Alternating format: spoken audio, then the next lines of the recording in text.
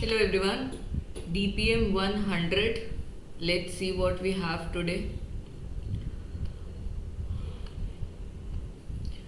Let f of x be a quadratic expression with positive number coefficient of x square if the roots of f of x equal to 0 lie in the interval of 0 and 1, then which of the following is necessarily true?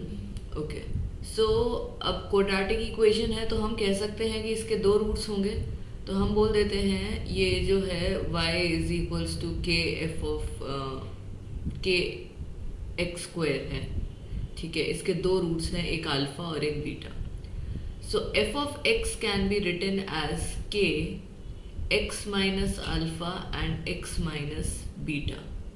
Right, अब आपको कहा गया है कि जो roots हैं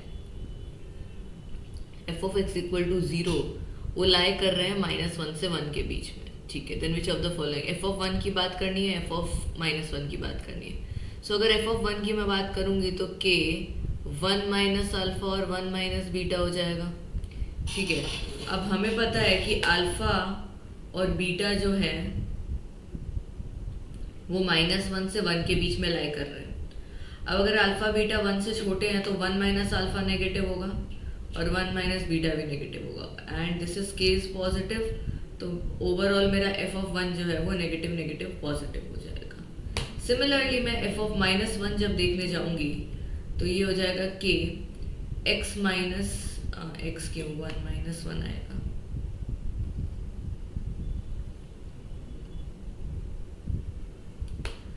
-1 minus alpha and -1 minus beta.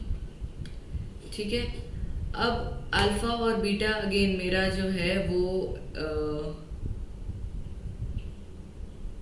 Negative होगा तो वो 1 से छोटा हो जाएगा तो भी -1 प्लस छोटा number will be negative. And where as अगर 0 से 1 के बीच में लाई किया, 0 से 1 के बीच में लाई किया तो अगेन वो 1 से छोटा हो जाएगा तो भी ये जो है डिफरेंस जो है वो नेगेटिव ही आएगा.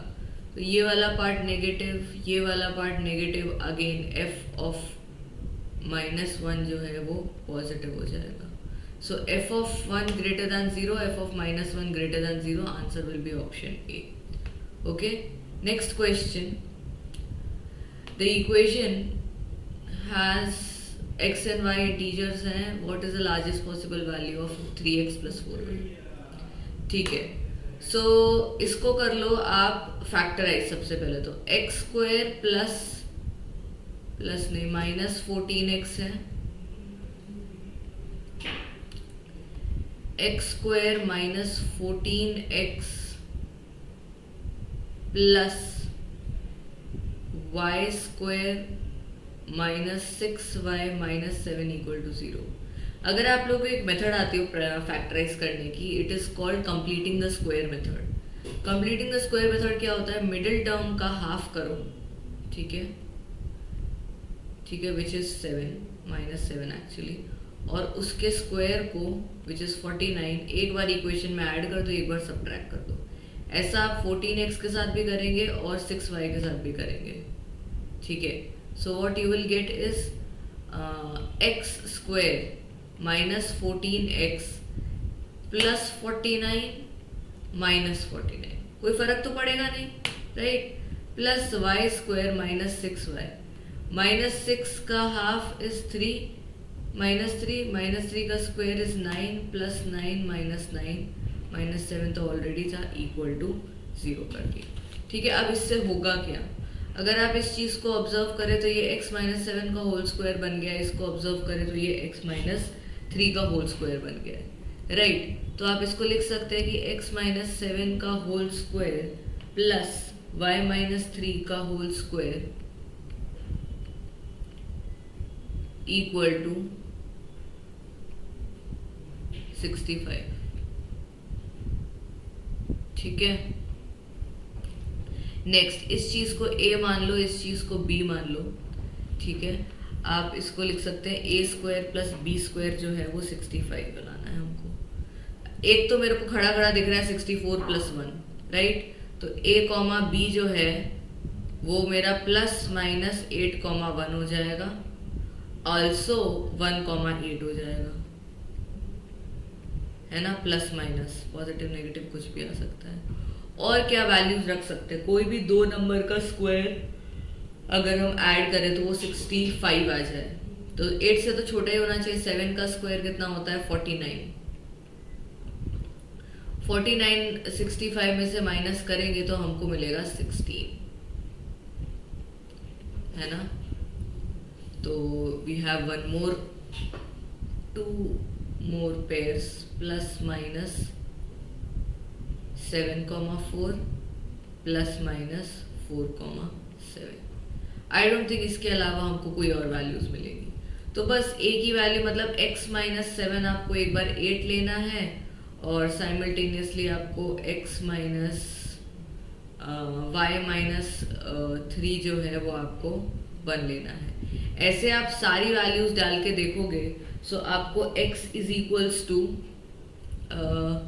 8,1, एक डाल के देख लेते हैं, तो x इज इक्वल्स टू ये आ जाएगा 15, ठीक है, y इक्वल टू 4। अगर मैंने x माइनस वाई जो है वो -8 लिया, x माइनस 7 जो है वो -8 लिया होता, और x माइनस 3 जो है वो -1 लिया होता, तो यहाँ से x जो होता वो आता मेरा -1, और y जो आता वो मेरा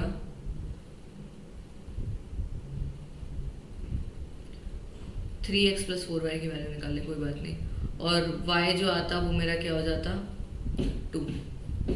सो ऐसे आपको सारी वैल्यूज डालनी है, और फिर आपको 3x प्लस 4y में सब्सटीट्यूट करना है, you will get your answer, right.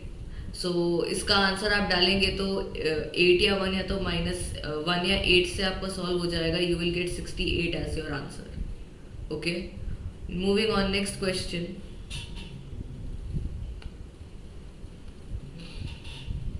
In an examination, there are 50 questions. Correct or incorrect, attempted all the questions, scored इतना marks. I guess ये question repeat हुआ है, I'm sorry about that. Still हम लोग कर लेते हैं। Correct questions हैं, तो correct पूछ क्या रहा है, incorrect पूछ रहा है, तो correct incorrect को x मानो, तो correct आपके 50 माइनस x हो जाएंगे। तो हर correct के लिए आपको 1 मार्क मिल रहा है, तो यहाँ पे into 1, और एवरी इनकरेक्ट के लिए आपका 1/4 डिडक्ट हो रहा है, तो -x/4 is equal to score कितना है, 13.75, ठीक है। इसको कर लो, 50 minus x/4 is equals to 13.75, तो ये हो जाएगा 50 minus 5x/4 is equals to 13.75, right. तो ये हो जाएगा 5x/4, ये उधर जाएगा, इज इक्वल टू 50 माइनस 13.75, ये हो जाएगा 36.25, 9 और 4 करेक्ट, ठीक है। So 5x/4 is equal to 36.25, x is equal to 36.25 into 4/5, ये हो जाएगा 145/5 which is 29। So your answer will be incorrect वाला 29, और करेक्ट पूछा होता तो होता 21, बिकॉज 50 में से माइनस कर देना है, right. Next question, 2 men A and B play a match of 2 games. Condition is if A wins, B will pay him 1 rupee more than half the money B has, and if B wins, A will pay him 1 rupee less than half the money that A has. If A wins the first game, ठीक है, initially हम मान लेते हैं इनके पास x rupees थे, इसके पास y rupees थे, ठीक है, this is the initial state. Next आपका हो जाएगा फर्स्ट गेम, गेम 1। गेम 1 के बाद अगर A जीत रहा है, ठीक है, A wins the first game, मतलब B को क्या देना है, 1 rupee more than half of the money, तो x प्लस y/2 प्लस 1, तो इसके पास क्या बचेगा, y/2 माइनस 1, राइट। अब इस चीज़ को आप x1 मान लो, और इस चीज़ को आप y1 मान लो, ताकि कॉम्प्लिकेटेड ना बने क्वेश्चन। नेक्स्ट गेम B जीता है, तो B सेकेंड जीता है, अगर B जीता है तो A will pay him 1 rupee less than half the money A has, ठीक है।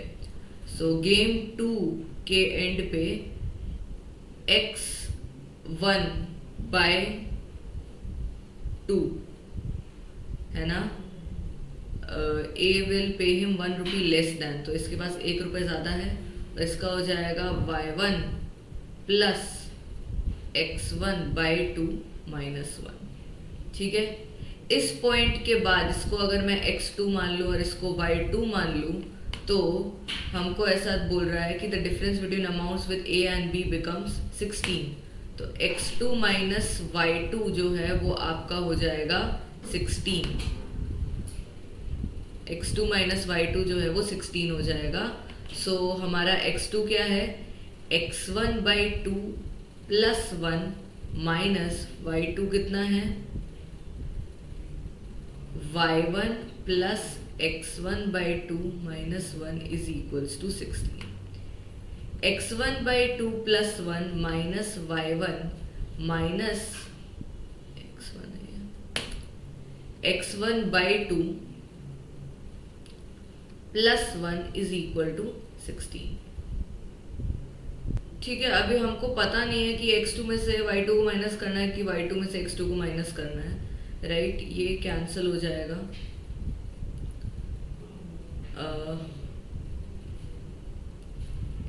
माइनस, यहाँ पे माइनस में आंसर आ रहा है, तो आपको उल्टा करना था. इस चीज़ को माइनस रखो और इस चीज़ को प्लस करो. ठीक है. नेगेटिव नहीं आना चाहिए, राइट, क्योंकि this is the sum of money. तो इसको सॉल्व कर लेते हैं. तो हमको क्या मिलेगा, minus x1/2 minus 1 plus y1 plus x1/2 minus 1. तो x1/2 तो जा ही रहा है, इक्वल टू 16. तो मेरी y1 की वैल्यू आ गई 18. अब मैंने y1 क्या अज्यूम किया था, y/2 minus 1 is equal to 18 आ गया. तो y/2 इज इक्वल्स टू हो जाएगा ये 19, y is equal to 38. y की वैल्यू जो है वो आपकी 38 आ जाएगी. ठीक है. सो x की वैल्यू आप आसानी से अब निकाल सकते हैं. यहीं पे सब्स्टिट्यूट कर देंगे. सब्स्टिट्यूट करने की भी ज़रूरत नहीं है. सो अब x की तो कोई भी वैल्यू रहे, क्योंकि x तो यहाँ पे सॉल्विंग में कैंसिल ही हो रहा है. सो आपका जो जो ऑप्शन में y आपका 38 है, that will be your answer 1 3. मतलब आंसर आपका ऑप्शन 4 हो जाएगा, ईदर 1 और 3. Next question, the value of this. अच्छा, एक आइडेंटिटी आपको पता होनी चाहिए. log a बेस b को 1 log b बेस a लिखा जा सकता है. कैसे? log a बेस b को log a log b लिख सकते हैं. तो इसको क्या कर सकते हैं, मैं 1 log b log a. अब 1 log b by log a क्या हो जाएगा, log b बेस a. तो बस वही चीज़ करनी है. आर्ग्यूमेंट और बेस को अलग कर दो, रिप्लेस कर दो, इंटरचेंज कर दो उनकी पोजीशन और रेसिप्रोकल ले लो. तो ये हो जाएगा log 5 base 210 plus log 6 base 210 plus log 7 base 210. अब तो बहुत आसान हो गया. log a plus log b plus log c को आप लिख सकते हैं log abc. सो ये हो जाएगा log 5 इंटू 6 इंटू 7 बेस 210, 35 6 30 और ये into 7 log 210 base 210. Your answer will be 1. ठीक है. So that's it for today's DPM guys. See you tomorrow.